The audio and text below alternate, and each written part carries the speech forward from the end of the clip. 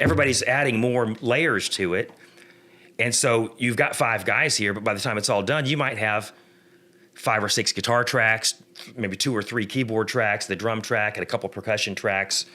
And it's So you put everything on there at first, and then if the artist wants to take away some, can he do that? Yeah. But does that normally happen? Or... Because eventually you have to make a decision on one of the versions, right? Like if you do 5 runs with the guitar, like eventually you just got to pick one, right? I would assume that's how you go. So are you taking different versions and then just picking a version? There are different versions, but I'm talking about adding other parts. So there, you might do other Layers, takes where you like keep different takes, but we're layering parts. So once the guitar player gets that first track down the way he wants it, then he's going to move on to a second part. So it's not like a second take; it's doing a second part, adding more to it. You're adding. I get that. It's funny. I was just watching a documentary on Prince. I knew it was going to be a documentary. I knew it was. I know. I always talk about documentaries. And I'm going to make a clip out of this. We can go ahead and time travel to the future. I'm talking the documentaries. Anyway, it was about Prince, and he was doing. God, what was the song? It was maybe Purple Rain or something. Anyway, he stripped down the bass, like took it away completely, which was like unheard of apparently back then. But it ended up being like one of his most famous songs or something. So I guess my question is... just the bass was by itself for a portion of the song? No, the bass was... He took it out. Oh, took it out. Completely. Mm-hmm.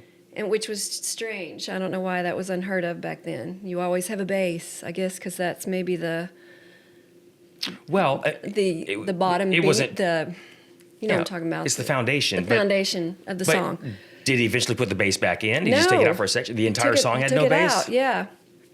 I can't remember which song it was. It was a couple of songs that he was playing around with it. But I guess my question is, do you ever notice an artist will do that? They'll have all of these, you'll have all these layers, and then they'll go, I don't really want all these layers. Yeah, sometimes. And, is it? When Doves Cry? Oh, you looked it up. The song is called When Doves Cry. Yeah. For the audience. Yeah, When Doves Cry famously has no bass line in it. Wow. Okay. Yeah. So on a side note, is that really weird? Is that super, super duper weird?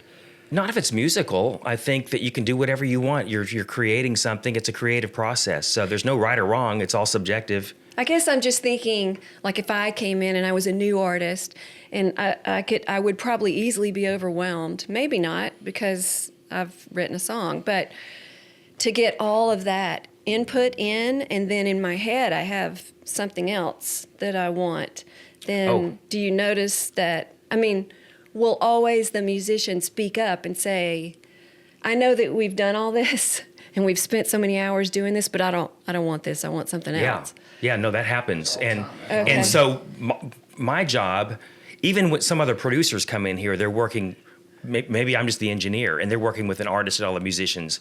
I am constantly looking at the artist and going, how are we doing? Are we getting what you want? Is this what the direction you want? And if I'm producing an artist, I tell them right from the beginning, like, listen, this is for you. You're going to have to live with this the rest of your life. So please speak up and make sure we're giving you what you want. Yeah. Because we're just going to go on and record somebody else after this. But this is, going to be with you forever. So let's make sure that we're getting this exactly the way you want it. Don't be afraid to speak up. Sometimes they are very overwhelmed by the process, and it moves really, really fast. And so they're kind of in a fog, and sometimes they just don't know, until later. I would assume that you've got to guide them. Like one of my questions was, what's more important, I guess, for you, like the feel or the sound of the song? Does that make sense? They're both really important, but I think if you're not being moved by a song, if you don't feel something from it, then what's the point?